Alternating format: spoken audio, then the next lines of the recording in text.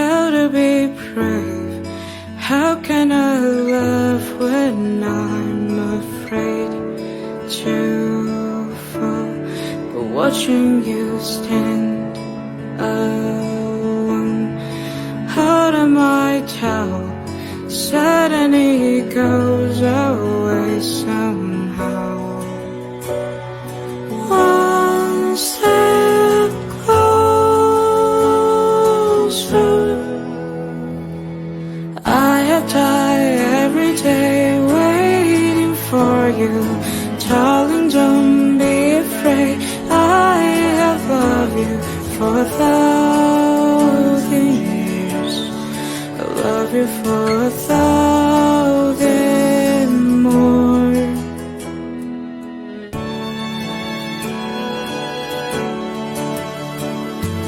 Time stand still, beauty in all she is. I will be brave. I will never let anything take away what's standing in front of me. Every breath, every hour has come to this. One step closer.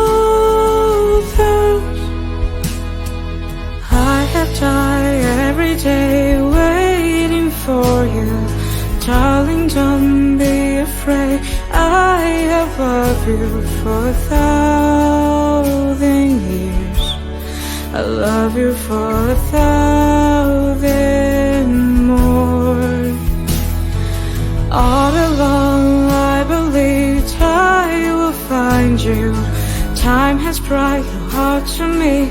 I have loved you for 1,000 years. I love you for 1,000. This girl was unalived because of someone's lie. Hi, my name is Ethan, and trigger warning, this is a dark case. 17-year-old Kirsten Patterson was unalived on the night of New Year's Eve, going into 2020. Her best friend and her boyfriend had believed that she was responsible for an STD scare, and they plotted their revenge. One night, her friend on the left in this picture had picked up Kirsten, and in the back seat was her boyfriend. He was hiding under a blanket in the back seat, so Kirsten didn't notice him, but when the time was right, he pulled the trigger and unalived her. Her cousin actually reached out to me, and she stated she was unalived by her best friend and her best friend's boyfriend over STDs. In court, the boyfriend confesses to actually being born with it, so she was murdered over lies.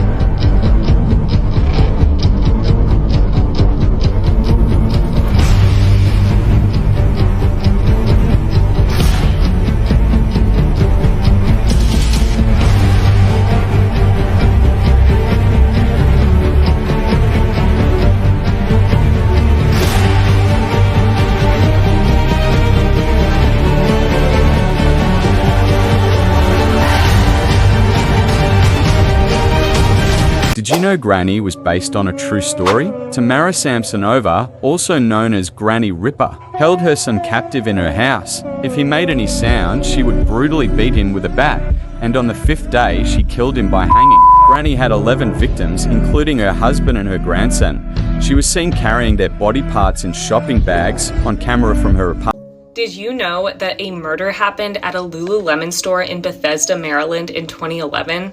The case is commonly referred to as the Lululemon murder, but I think it's important to remember the victim. Most people don't even know her name. This is Jana Murray.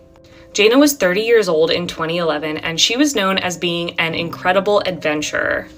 By the time she was 30, she had visited 6 of the 7 continents, and she had studied abroad in Spain. After her study abroad program, she moved back to the DC area where she met her boyfriend, Fraser. In early 2011, Fraser had actually purchased an engagement ring and was planning to soon propose to Jana. Jana was working at a Lululemon store in Bethesda, and she really enjoyed her job. She loved to dance and loved to be active, and she had become a general manager at the store. So on the night of March 11th, 2011, Jana was working a closing shift at the Lululemon with her coworker named Brittany Norwood. The next morning, Rachel, the store manager, showed up to find that the doors were unlocked, and she noticed that the place had kind of been ransacked. This Lululemon was actually next door to an Apple store, and that morning there was a huge line outside the Apple store because it was the day they were releasing the iPad 2. So Rachel was able to get help from somebody that was in line at the Apple store because she didn't want to go into the store alone, not knowing what was waiting inside. So this man went inside with her, and what they found was a total disarray. In this photo, you can see just a glimpse of what the store looked like. Clothes and shoes were strewn all over, there were hangers on the floor, clothes racks were taken down, and everything was kind of just a mess. So Rachel went back to the front of the store to call 911, and the man from the Apple store line said that he would continue walking in to see what else was inside. He started seeing a lot of blood, and eventually he came up to Jana, who was laying face down in a pile of blood. He was about to go back to the front of the store when he heard a very slight, soft moaning sound. So he kept going farther back into the store, and that's where he found Brittany Norwood. Brittany was 28 years old and was also an employee at the Lululemon store, and she had been working the closing shift with Jana that night. So when the man found her, she had been tied up and she was covered in blood, but it turned out that she really only had one big gash on her forehead. Police came to the store, took both Brittany and Jana to the hospital, where Jana was unfortunately pronounced dead. Brittany, though, really only had that one main injury on her forehead, and she was able to tell police what had happened.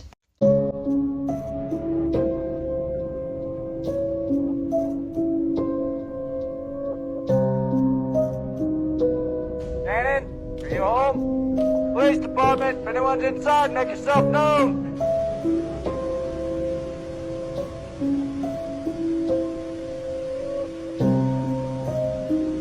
Chris is seen backing his truck up into the family's driveway, and there he is seen loading something into the back seat of the truck. I have no idea where they went, and it's just earth-shattering. I don't feel like this is even real right now. It's like a nightmare that I just can't wake up from.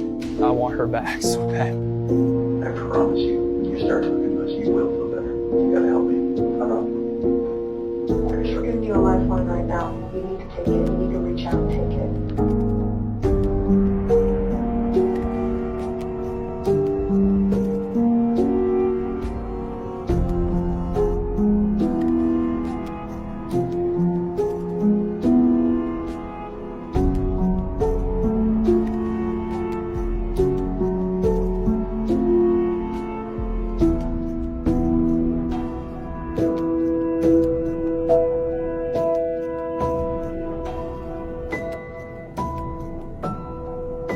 This is what Netflix didn't tell you in the hatchet-wielding hitchhiker. Kai was arrested in 2013 for murder, but his trial wasn't until 2019, and he actually stayed in jail until his trial. It's reported by multiple sources that he tried to unalive himself during this time. He also used this time to study law and filed lawsuits claiming authorities violated his right to due process. His brother Joshua has posted on Facebook stating that he was kept in solitary confinement during this time. He states this was 23 hours a day, 7 days a week. During the trial, Kai's lawyer argued that the police hadn't pursued evidence that could have been vital. He alleged that this evidence could have proved once and for all whether or not the SA had occurred. Police ordered a tox screen and an R kit on Joseph, not Kai. Kai claims that he was refused these tests when he asked. An investigative report also stated that the dishwasher had been run in the lawyer's home, even though it was an active crime scene. In his Facebook post, Kai's brother also implies that the crime scene was compromised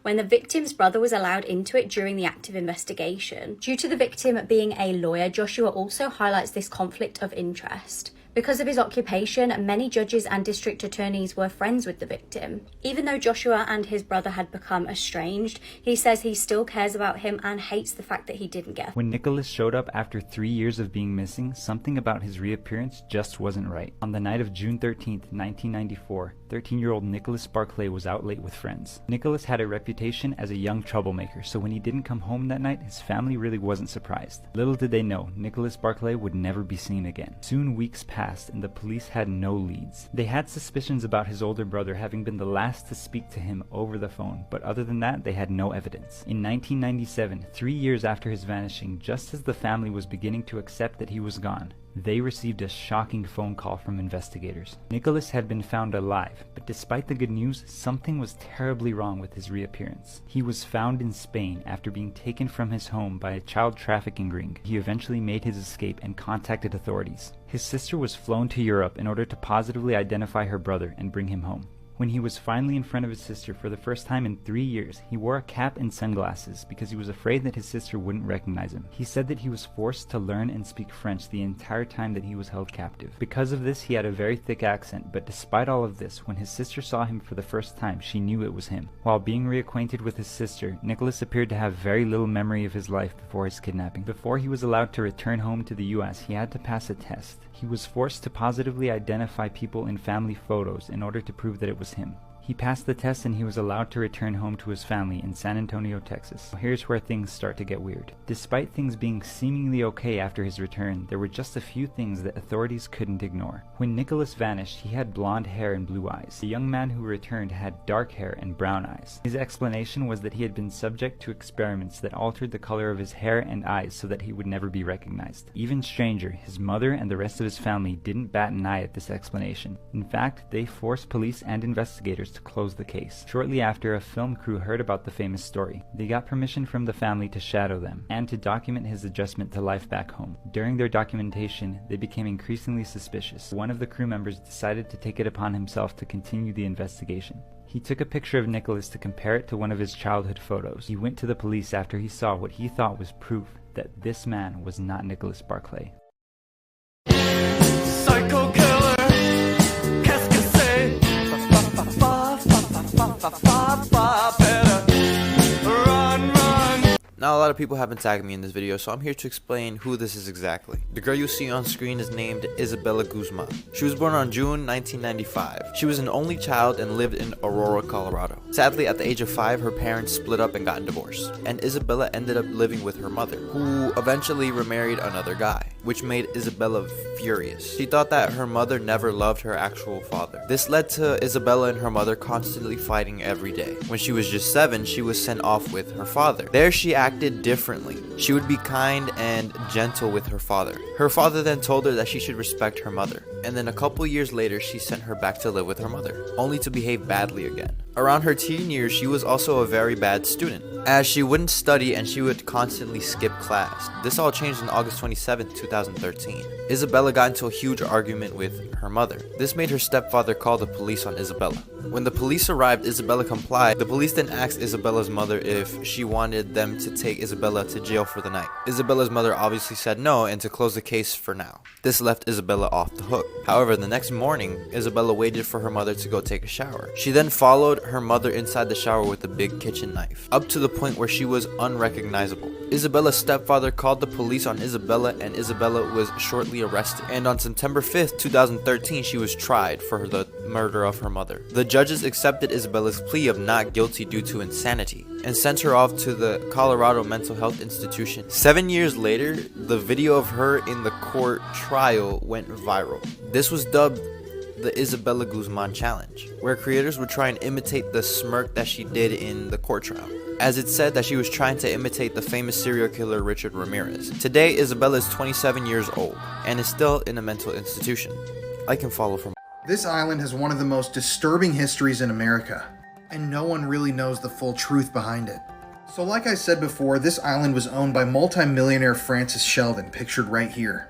And Francis and a number of other local men from Michigan, including this guy, Gerald S. Richards, ran a boys' camp on the island. They would fly kids to the island on this airstrip, kids from the YMCA and other schools and communities in the area.